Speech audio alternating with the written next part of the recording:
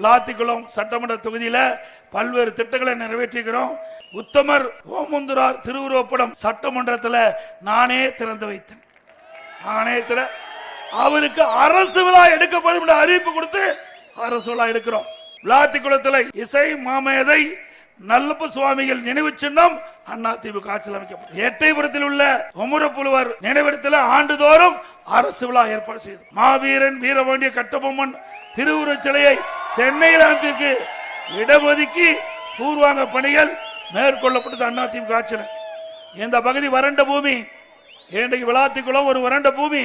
இந்த பகுதியில் நல்ல விவசாயிகள் நீர் கிடைத்து வேளாண் பணியை மேற்கொள்ள என்பதற்காக அதிமுக ஆட்சி இருக்கின்ற பொழுது தாமிரபரணி வைப்பார் அந்த திட்டத்தை நிறைவேற்றுவதற்கு நடவடிக்கை எடுத்தோம். நில எடுப்பு பணியெல்லாம் மேற்கொள்ளிட்டு இருந்தோம்.